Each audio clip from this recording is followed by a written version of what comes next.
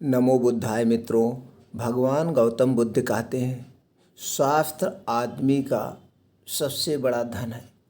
आदमी को अपने स्वास्थ्य के प्रति हमेशा सचेत रहना चाहिए। अगर आदमी स्वस्थ रहेगा तो अपने जीवन में सब कुछ हासिल कर सकता है। तो दोस्तों, आज हम जानेंगे हमें बुढ़ापा क्यों आता है, हमें बीमारी क्यों पकड़ती है।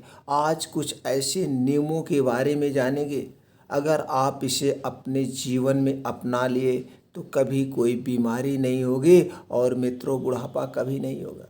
वीडियो को पूरा ध्यान से 20 मिनट सुनिए और ज्ञान को अर्जित करिए और ये ज्ञान लोगों तक पहुंचाइए जिससे सभी लोग स्वस्थ और निरोग रहें। भगवान महात्मा बुद्ध का एक ही उपदेश था कि सभी लोग स्वस्थ और निरोग रहें, कोई किसी का दुश्मन ना हो। तो दोस्तों चलिए इसे जानते हैं एक कहानी के माध्यम से।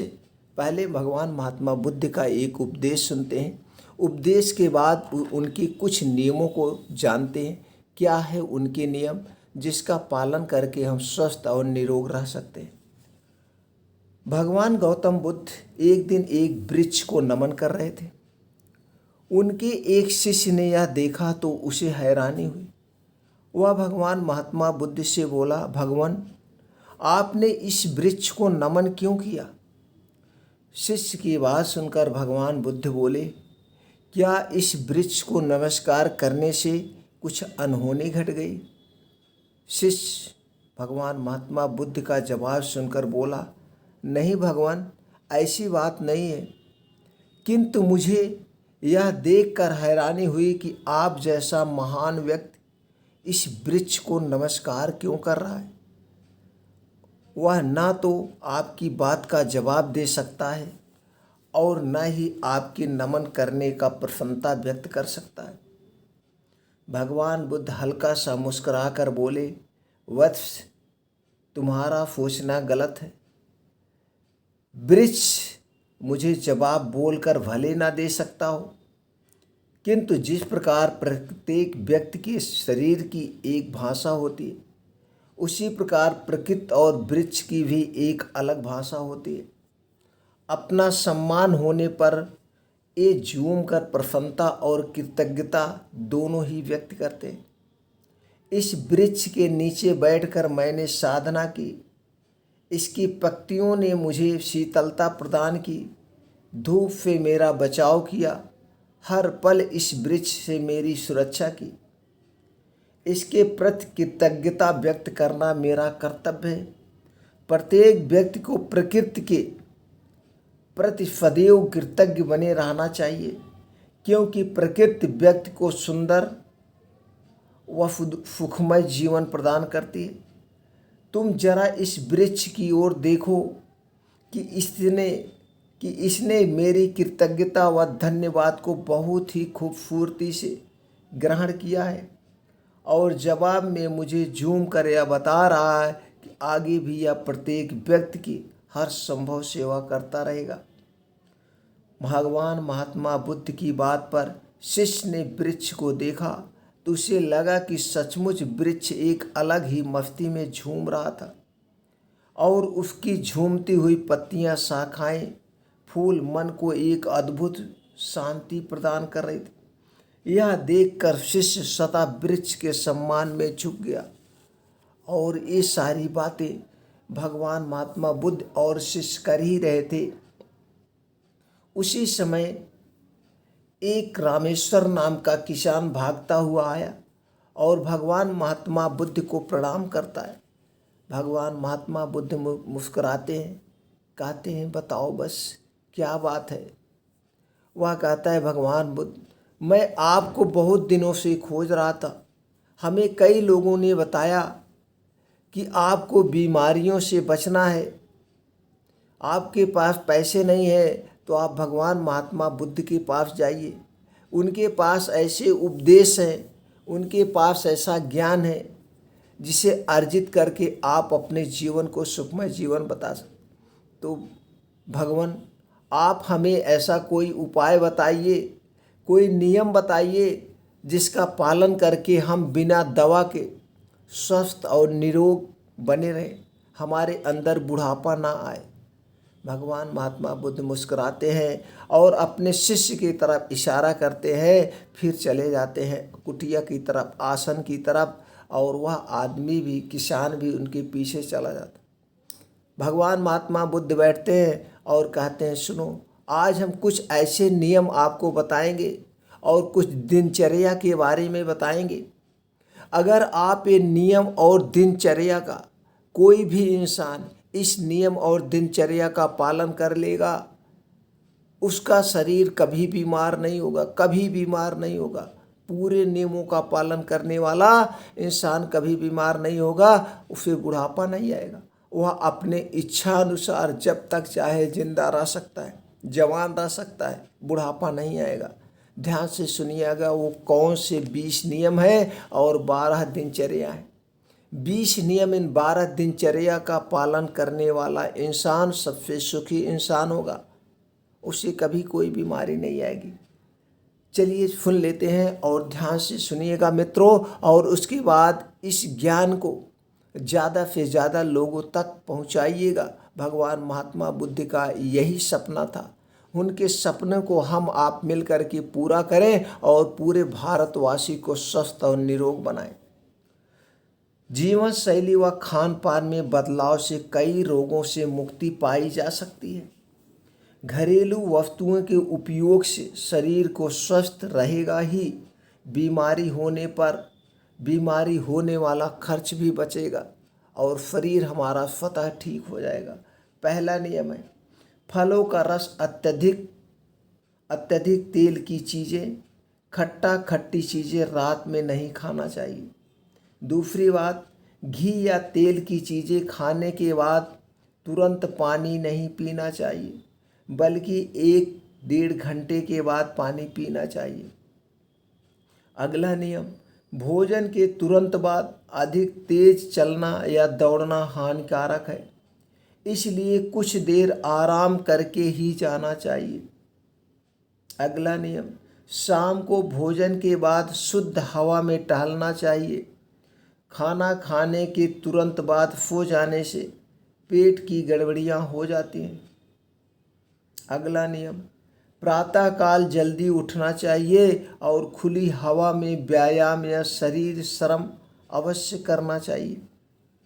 अगला नियम, तेज धूप में चलने के बाद, शारीरिक मेहनत करने के बाद या शौच जाने के तुरंत बाद पानी कदापि नहीं पीना चाहिए। केवल शहद और घी बराबर मात्रा में मिलाकर नहीं खाना चाहिए, वह विष हो जाता है। खाने पीने में विरोधी पदार्थों को एक साथ नहीं लेना चाहिए, जैसे दूध और कटहल, दूध और दही, मछली और दूध आदि चीज़ें एक साथ नहीं लेनी चाहिए। अगला नियम, सिर पर कपड़ा बांधकर या मोजे पहनकर कभी नहीं सोना चाहिए। अगला नियम, बहुत तेज या धीमी रोशनी में पढ़ना, अत्यधिक टीवी या सिनेमा देखना, गर्म ठंडी चीज़ों का सेवन करना, अधिक मिर्च मसालों का प्रयोग करना, तेज धूप में चलना, इन सब से बचना चाहिए। यदि तेज धूप में चलना भी हो तो सर और कान पर कपड़ा बांधकर चलना चाहिए। रोगी को हमेशा गर्म अथवा गुनगुना पानी ही पिलाना चाहिए और रोगी को ठंडी हवा, परिश्रम तथा क्रोध से बचना चाहिए। अगला नियम, कान में दर्द होने पर यदि पत्तों का रस कान में डालना हो तो सूर्योदय के पहले या सूर्यास्त के बाद ही डालना चाहिए। अगला नियम, आयुर्वेद में लिखा है कि निद्रा से पित्त शांत होता है, मालिश से वायु कम होती है, उल्टी से कफ कम होता है और लंघन करने से बुखार शांत होता है। इसलिए घरेलू चिकित्सा करते समय इन बातों का अवश्य ध्यान रखना चाहिए। अगला नियम, आग या किसी गर्म चीज़ से जल जाने पर जले भाग को ठंडे पानी में डालकर रखना चाहिए।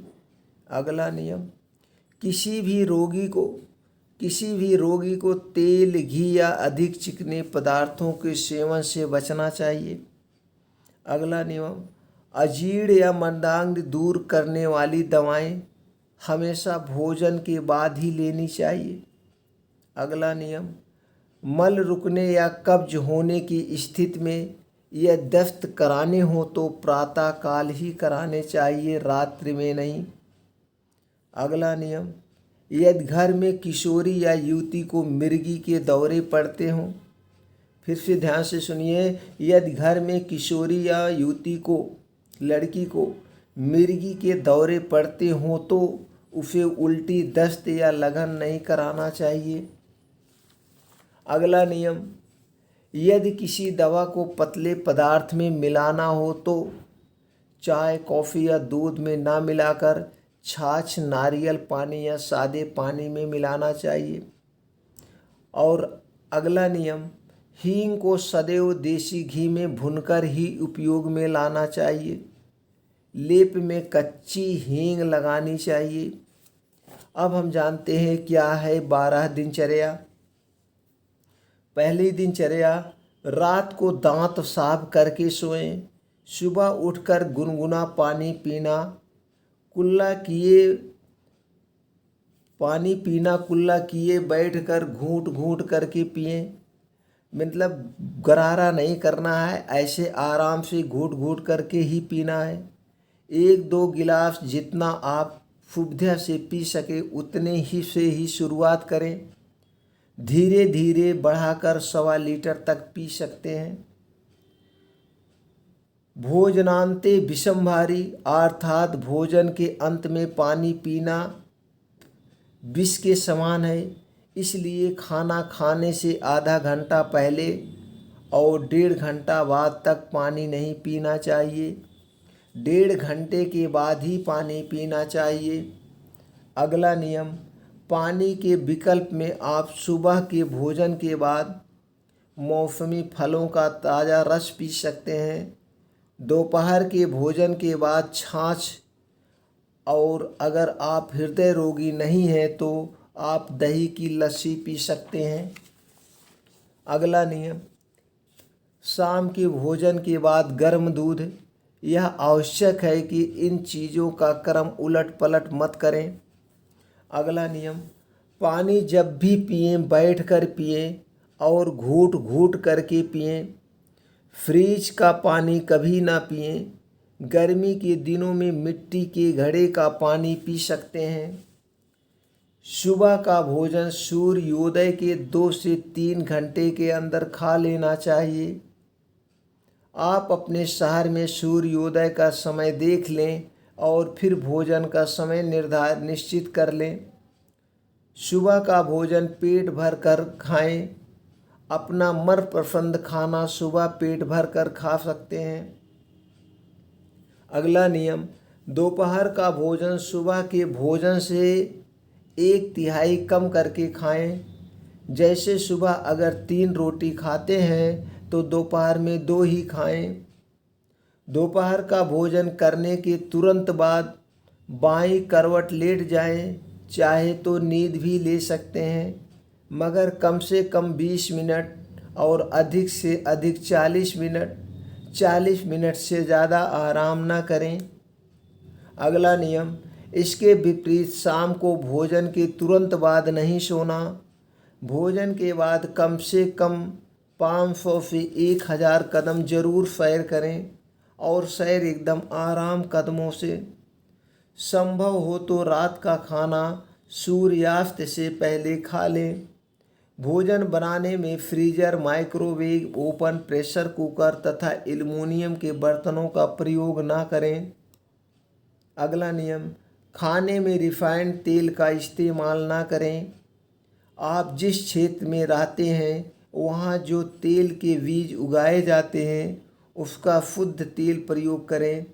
जैसे यदि आपके क्षेत्र में सरसों ज़्यादा होती है तो सरसों का तेल, मूंगफली होती है तो मूंगफली का तेल, नारियल है तो नारियल का तेल सीधे सीधे घानी से निकला हुआ होना चाहिए।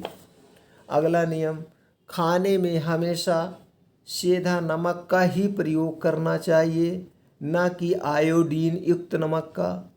चीनी की जगह गुड़, शक्कर, देसी खांड या धागे वाले मिश्री का प्रयोग कर सकते हैं। अगला नियम, कोई भी नशा ना करें। चाय, कॉफ़ी, मांसाहार, मैदा, बेकरी उत्पादों का उपयोग नहीं करना चाहिए। अगला नियम, रात को सोने से पहले हल्दी वाला दूध दांत साफ करने के बाद पिएं।